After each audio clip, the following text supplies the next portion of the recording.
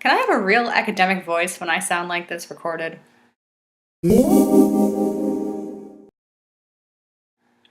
Hey guys, welcome back to another episode of OMG Shakespeare. Now, since Valentine's Day is just around the corner, I thought this would be a great time to talk about one of Shakespeare's most famous plays, Romeo and Juliet. Now, this is probably one of the most popular plays. You probably read it in high school, and it's inspired lots of different interpretations, such as Baz Luhrmann's film and the musical West Side Story, and also this.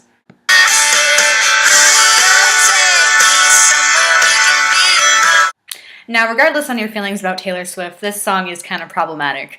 I mean, if the epitome of a romantic relationship is two teenagers who meet suddenly, fall in love with each other's pretty faces, get married based on that interaction, and then die tragically, I'm gonna be a little bit concerned.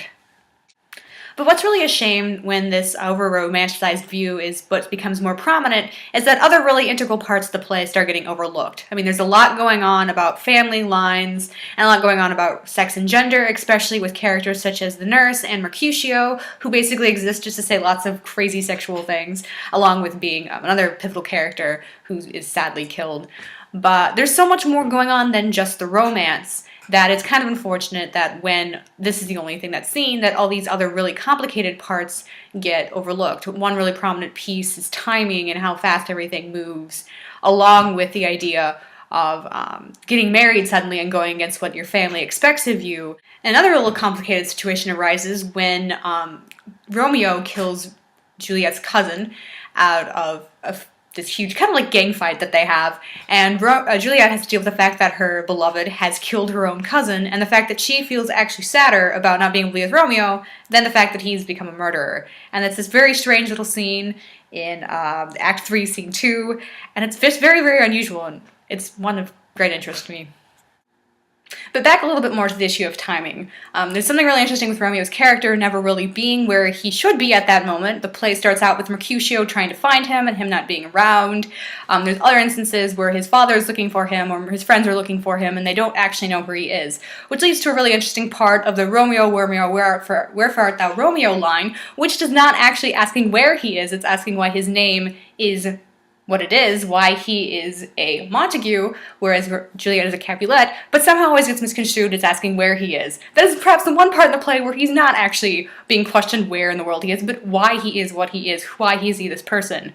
And this whole question of names and patronymic names and family lines, which is very, very popularly talked about in Shakespeare and his other plays as well as here.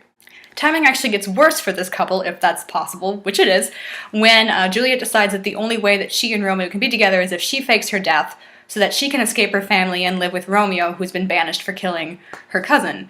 And so she decides to take the sleeping potion and pretends to die, and her family mourns her. But Romeo, however, does not get the secret letter that's supposed to be delivered to him, telling her that Juliet isn't actually dead, and he believes her to be dead, goes to her grave, kills her other betrothed, Paris, and then kills himself. And when Juliet wakes up and finds that both of her would-be husbands are dead, she also kills herself in a very tragic way, and the families are left realizing that maybe if they had all hated each other a little bit less, that their children wouldn't have killed each other. And it's very, very sad and very tragic. And despite my previous contempt for this play, because of the over-romanticization of it, rereading it has actually given me a great new appreciation for it. It's really, really fascinating, especially the ways that the characters interact, and how much timing is at play, and how fast everything moves. It's a very, very short time scale for a play. It only takes place in like a matter of a couple days, whereas some of the other stories take place over months and years. Very, very quick, very fast-paced, and very, very fascinating. However, I still am really, really upset by people who are like, I want to find my Romeo, I want to be Juliet, but you don't.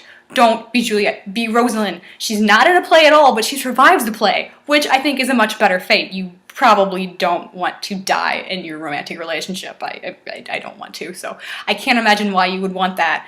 And you're really better off not marrying Romeo. Romeo is really kind of trouble. I mean, if you're gonna marry a Shakespeare character, go for a Benedict. They're funny, they'll, defend your best friend's honor. I'm probably making much ado about nothing, but you should really not marry Romeo. So just don't. Just stay away from Romeos. So that's really it here. I could definitely go much, much deeper into a lot of the characterization, a lot of what happens in this play, but for now we're just going to keep it light and easy, nice little Valentine's Day video. I hope you all have a great Valentine's Day too, whether you're with a significant other, friends, just by yourself. Have a great day and treat yourself. I know I'm going to go home after work and watch Midnight in Paris and have some chocolate and definitely just take it easy. Ain't no party like a Fitzgerald party, because a Fitzgerald party relies on time travel. So that's it for this week. We'll be back next week to talk about my emotional attachment to one of Shakespeare's tyrannical characters and the problems that's causing. Damn you, Caius Marius. Damn your contempt for plebeians. Damn your sad, sad story of destruction. Damn you for making me feel. But that's all for this week, guys, so cheers!